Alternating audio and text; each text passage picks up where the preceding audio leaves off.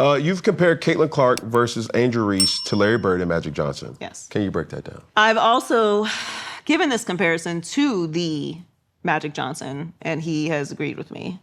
Not that I would move off of it if he didn't, but just for the record, for everyone out there who thinks that I'm crazy, literally Magic Johnson agrees. But when the moment happened in the NCAA championship game where LSU won and Angel put the ring up in Caitlin's face, that was a moment in sports history that has really actually changed the course of women's sports history. We work in the storytelling business. We tell stories. We work off of narratives. We create giants. We weave the emotions of sports fans, and we need those moments in order to do it. Right. People get attached to moments. You can be an unbelievable player. If you don't have that polarizing thing, it's not going to cross over. What happened in that moment was the Magic Johnson, Larry Bird moment. If you know some sports history, you know the NBA was failing. It was a failing product. Don't think about what it is now, $300 million contracts. It wasn't that. It was a failing product. Magic Johnson and Larry Bird came into the NBA. The Magic switchover happens. Magic winds up with the Lakers and Dr. Buss. Larry goes on his way. They have their battles. The Celtics, the Lakers, they save the league, right? It wasn't just because two great players came into the league and then were great. It's because they had a narrative. It's because Magic was perfect for the Lakers and what Dr. Buss was building. And they were able to create this marketable product that people cared about and were attached to. And Caitlin Clark and Angel Reese have that polarization to them naturally. And that moment with Angel Reese pushed Caitlin Clark into this other space where she was a crossover figure outside of sports. For sure. People, when I say this, get angry because they have this animosity towards Angel Reese, which is only the case because she is a outspoken, powerful Black woman, period, full stop. Now, they're constantly positioning her against Caitlin Clark and Caitlin Clark against Angel Reese, and there's so much more to the sport than that, obviously. Caitlin is not a victim. She is an incredibly great player. She has a huge career ahead of her. She was, in my opinion, one of the most impactful college basketball players, man or woman, that has ever touched the court. It's not about comparing Angel Reese and Caitlin Clark as players.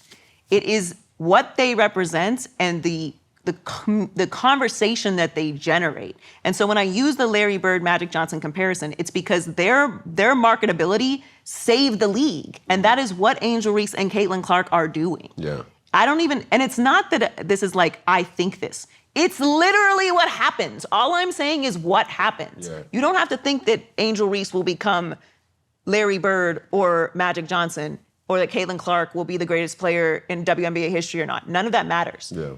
It's the storylines behind them. It's the polarization. It's the animosity. It's the conversation that they generate, the marketing dollars that they generate, the eyeballs that they generate. You cannot manufacture that. And that moment, it's like selling a fight.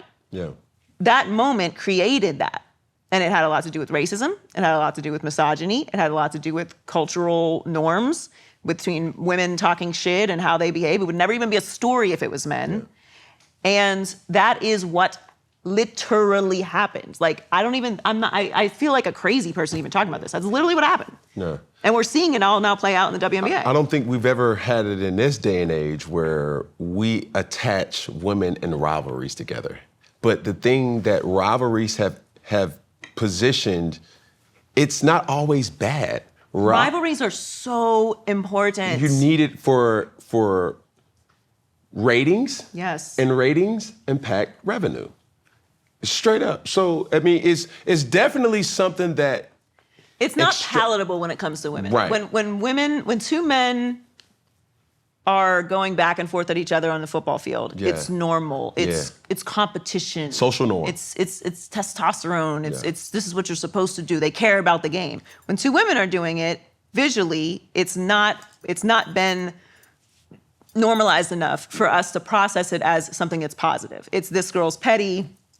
or she doesn't respect the face of the league, Yeah. or she has an attitude problem. Like, they're competitors just as the men are. Yeah. Like, the conversation around Caitlin Clark that she needs to be protected or something is like, it's so dismissive of what she is as an athlete. Yeah. Why would they do that? What do you mean? You think the other women who have competed and worked their entire lives to get to this point are just gonna let her go to the basket? Yeah.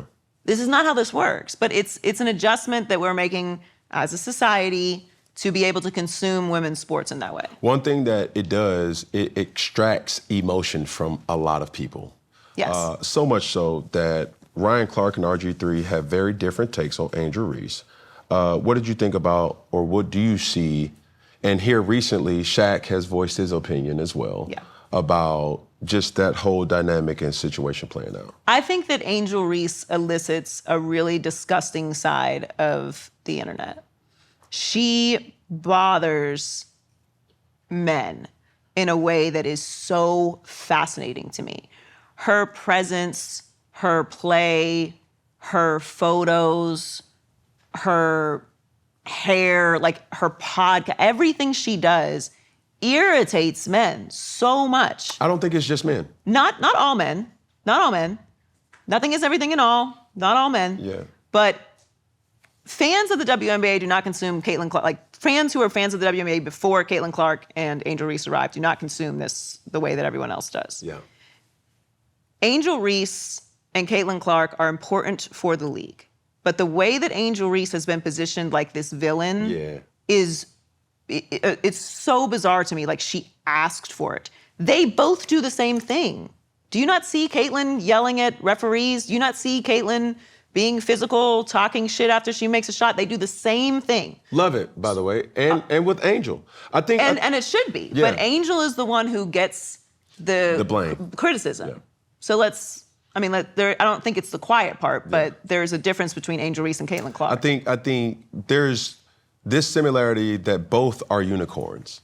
Right? They are. In a way. But people will be mad at you for saying that because they feel that Caitlin is a better player. For sure. Well, that's subjective. But I will say, just as much as Caitlin is needed, because she is definitely needed in a league like the WNBA, you also have to look at what Angel Reese means to the culture and what she represents as a whole. Yes. And I don't think that is always commendable. Now, let's not forget about the Asia Wilsons of the world, who also does her big one as well too. But there's also a lot of other talent that, you know, the Tarajis, the scholars of the world, like that came before the Brittany Griners. Yes, but now there's been a shift a little bit. And it's sad that there's a hero and then there's a villain. And it sucks that Angel is villainized and, you know, Caitlin takes the high road, because you don't get to where Caitlin has gotten or is with being the nice girl.